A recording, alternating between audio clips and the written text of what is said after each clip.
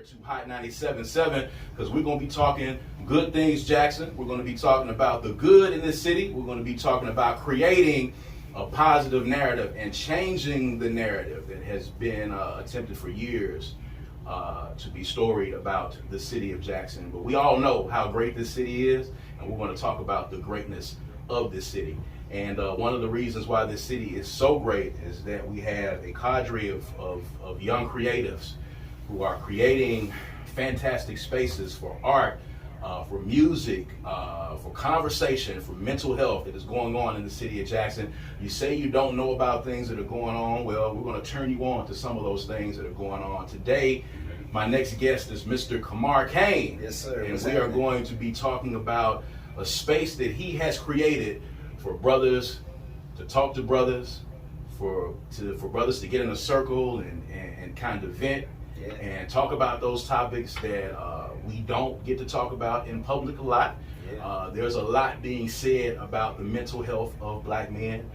There's a lot being said, allegedly that black men don't have spaces to vent and don't have people to vent to.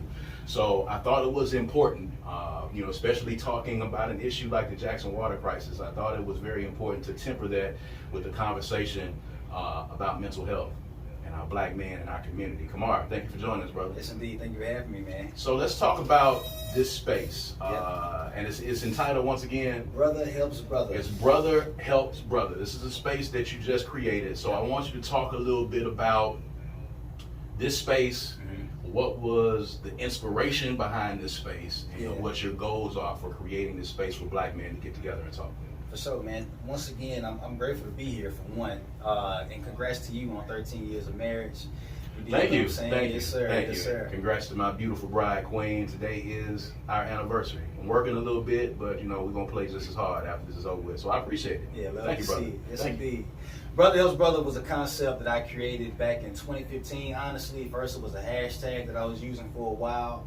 And it was just basically built off of, we all need some help. Honestly, a lot of us guys take pride in being able to do a lot of things on our own without any help. But the fact of the matter is, we need help.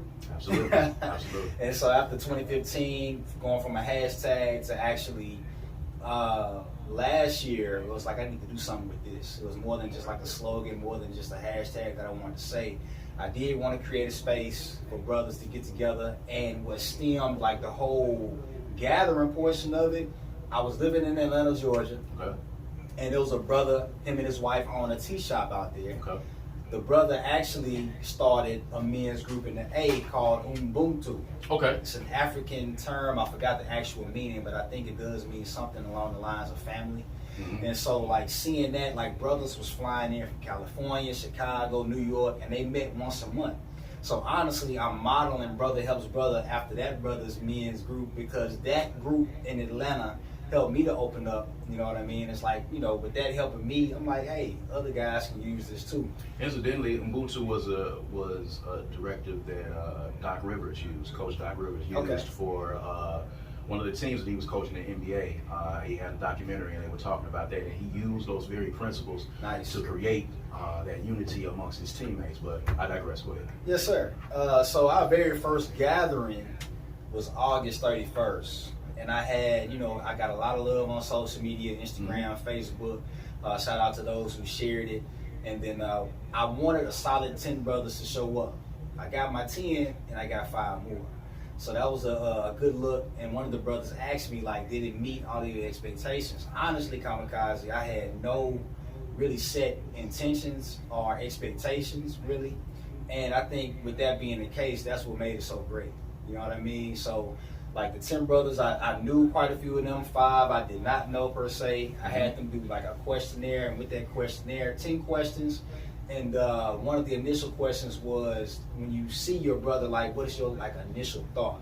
And the thoughts that were shared from the brothers, like my personal answer was that I'm sizing cats up, because you never know, what somebody might do to you, whatever the case. Some brothers said that they were in fear. Some people said that they gave brothers a clean slate until they showed them something different. So it was a variety of different answers. We had the questions of how would you define a real man, things of that nature. Talked about questions about, father figures and things of that nature, if you grew up with or without your father in the home, and how that affected you in your childhood into adulthood. Because quite frankly, if you're blessed with life long enough, you know what I mean, like you'll be an adult much longer than you are a child. But the things that happen in your childhood, that tend to affect you well into your adulthood. Absolutely. And so that space being created, giving brothers a chance to vent, you know what I mean? Like, I've been one of those cats that hold stuff in and then I explode or implode, you know what I mean? And I know I'm not the only one. And like seeing that, you know, and having brothers come up to me like, man, thank you for creating this space. I didn't realize how much this space was needed until after I created it. And then I have, I did some events in the A2 when I was living out there. And it's a young lady out there who does well with marketing. She has a marketing business out there. And so another brother was asking like, hey, I have this brand towards women. Like, how can I market better towards women? Right. And she was like, you know, that's cute that she want to market toward us. It's nice, but we got enough stuff for us. So like, where's the safe space for me in that? And that's when I had the aha moment. And here we are. So let's talk about the energy inside of that room. Because I'll get into my own personal testimony, you know, as we talk about that. And I thought it was very interesting that you were able to gather, you know, that many men. When you're trying to do things new in the city of Jackson, one of the problems that we classically have is that, you know, a lot of people are in a box. Facts. Creatively. A lot of people are really used to doing what they do.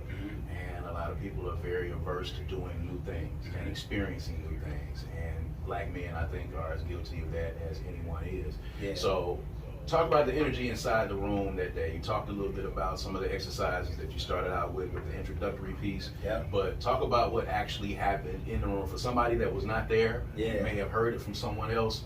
You know, what happened when these gentlemen got inside this space? Let's talk about it. So first and foremost, we held it at the space Soleil Cafe and Bubble Tea. That the great brother and legend Ezra owns. Absolutely, Ezra Young. Yeah, make sure y'all go shop with my brother, man. He allowed us to hold space there. The energy there, man, there was no ego. There was nobody trying to one up the next brother. Everybody was there literally showing love, you know what I mean? I had guys come in, sign in, you know, getting that paperwork. So when I can let them know when the next one is, you know what I mean? And with the questionnaires, I'm doing case studies with that. But every brother actually bought something. All 15 brothers bought something. I didn't even have to make no announcement for real, you know, but I did want to make sure at least half of them bought with Ezra, and all of them did. The conversations, man, beautiful. Went from an initial wanting to just do an hour to about 3 hours in the space, right, hosting these conversations. We get to talk. We get to talking. It's like barbershop talk for real. Except we was in the cafe. Right. You know what I mean? Right. About real deal situations. Right. The energy was beautiful, man. Honestly, indescribable. But the biggest thing is that there was no ego. Right. No ego. And I think that's important at the end of the day when you're getting men in spaces, because we're taught to carry that ego around with us. We're taught to carry this machismo and this bravado around with us, and it's very hard to open up in those spaces to other men because you feel like you're going to be judged. You talked about, you know, one of the things that I think is probably the saddest is that we as black men, when we encounter another black man, you know, the first thing that we do is we are assessing our situation. We are assessing this other individual, this other human being. They are doing the same to us. It's kind of almost like, you know, you're in the movie The Terminator. You kind of you're looking through that scope, and you're trying to size up the person, and that's kind of the life that we live. As black men, as endangered species, we have to go into all situations with our head on a swivel. You were able to create this space where these men were able to come in and talk. Were there any breakthroughs, you know, at this session? Were there any watershed moments at this session that you can speak to that were takeaways for these brothers that decided to come in and speak with you guys? It was a brother, probably late 40s, not yet 50, I know, but late 40s, mid 40s. And that was one of the guys that actually just came in to buy his drink and get out. When he saw these brothers politicking, and he was like, oh, I'm gonna stick around. And I noticed that he was doing more listening than talking. And so as we prepared to like close out, I wanted to make sure I ended with that brother. And I'm glad that I did, because he talked a lot about a lot of breakthrough moments in each decade of his life, and how he came to the conclusion at this tender age, in his late 40s, understanding that he didn't really know who he was as an individual, right? So now he has a greater sense of who he is, you know, in those 40s, right? So that was a breakthrough moment, like just understanding, like I say all the time, life is a constant figuring out. Yes. Right? And we are literally trying to figure this thing out, you know, literally trying to figure out what we want to do, who we want to be. You know, we got a lot of pressure on us. Like I be telling some cats, like being a black man is exhausting. Yes. And a lot of times we got to live up to try to live up to our titles. Right. And those titles oftentimes define us. Right. And not just us as a person. Right. And he broke down beautifully him as a person. You know what I mean? So that's what I want to highlight with Brother Hell's brother, like the actual brother. I don't care what you do. I don't care how much bread you're making.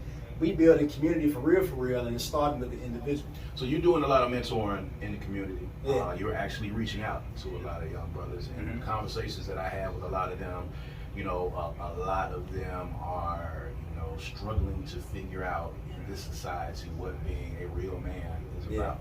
You know, we hear this narrative pushed on social media. We have a lot of people who are telling black men, this is what you're supposed to be. Right. We have a lot of black men telling other black men what it is that they're supposed to be. We're not a monolith. So, you know, how do you describe what being a black man, what does it mean to be a black man to you?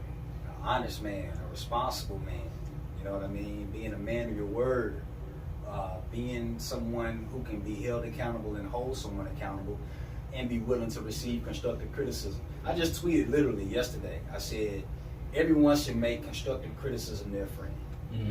You know what I mean? For the amelioration or improvement of everybody. Because once we get ourselves together individually, that just kind of spreads by default. Yeah. And we just become this big gumbo of, you know, healthy brothers. Right. And do you think that's clearly not the aim for the society. They don't want a bunch of healthy Big facts. That's black sad.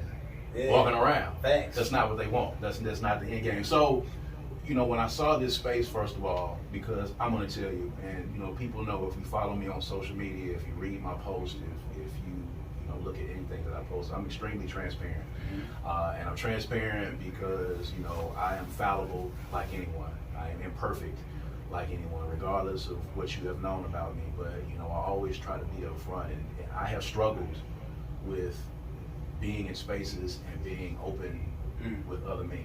Yeah. In the past, most of the people who have been my confidants, outside of course my bride being my best friend, but you know, my confidants have been, you know, my sister, you know, other women that I have been around, because in my mind, that feminine energy is something that I felt like I can be vulnerable with. And when I was in a space with men, I felt like I always had to be on guard, and I had to be, you know, very, you know, hyper masculine in those instances, and could not be vulnerable and could not let that guard down. When you run into people that are experiencing that, and I'm sure there might have been people in that room that were experiencing that, you know, what is your advice to them? How do you, you know, explain to them, and how do you help them to kind of work through that, to be able to get into space and be open with other men? Yeah. First and foremost, that self-work. Understand that self-love is the very first romance. Like, I understand that this is the new gold rush, if you will, of building businesses and a whole everybody wants to be an everybody wants to be an entrepreneur, right? Yeah. So it's like, make sure you're doing the inner work. Like, the most important job is a job on yourself. You know what I mean? Figure out what your hobbies are. Figure out what you're passionate about, and work on that. And it's not necessarily to make $1, you know what I mean, but to make you better as a whole person. And then, you know, get more versed in the word vulnerability. Because when we hear the word vulnerability, we automatically think weakness. Like, your biggest strength is vulnerability. You know what I mean? So, and that was one of the questions on the questionnaire too. Like how would you define vulnerability? And a lot of the brothers said they equated it to weakness. You know what I mean? And that group in Atlanta that I spoke about, that men's group actually helped me to open up and be more vulnerable and speak on things. And when I did, other brothers related to it, and then when they spoke, I also related to it. And what that does is just build stronger community. So it's like, hey, you know, redefine or change your perspective on the word vulnerability. And once you do that, and you see other cats out here going through some of the same stuff, then we'll really be able to build and stop out here killing each other. Just like the PNB Rock situation, being killed over a chain. Right. You know, Jim Jones said it, like being a rapper is the most dangerous job right now. Is it? But do you think it is really? Honestly, no. But it's very dangerous though. And I think that with us having such a microscope on black culture anyway, I think it's just magnified, and we just see more of it because of that. What do you think energy plays a part in it? Because I was saying something to someone else the other day. I've seen Chance the Rapper comment.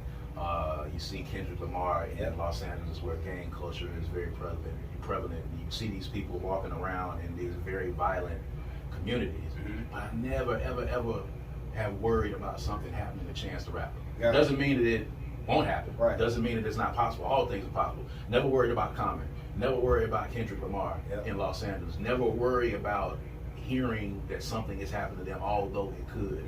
When I saw the PNB Rock situation, a lot of these other situations, and having been an artist myself and hearing people say, well, being a rapper is one of the most dangerous jobs in America. Is it dangerous, or is it dangerous because of a lot of the things that we've talked about, this hyper masculinity that puts us into these arenas where that energy can bring that kind of negativity to it? And one of my favorite books, man, The Four Agreements. The very first chapter says to be impeccable with your word. Words have power. We know that. They do. Absolutely. You know what I mean? It's the messaging in these records that's being shot out on the radio waves and on streaming services now. And a lot of kids, I'm a high school teacher as well. You know what I mean? And seeing the kids rap out these things. And I just saw a story earlier about a young person, 16 years old, involved in the mall. Like, you know, then the State Fair, last year, things happening. All of these are young people, and they're getting these things from these rap songs. You know, we say things with Chance the Rapper and Common and Kendrick Lamar. We don't necessarily worry about them per se because they're sending more so a positive message, different energy out into different energy out, and it's coming back to them with love and respect. Absolutely. You know what I mean? The other stuff, they being challenged and corrected. You know, so it's the messaging. You know, you get out what you get back.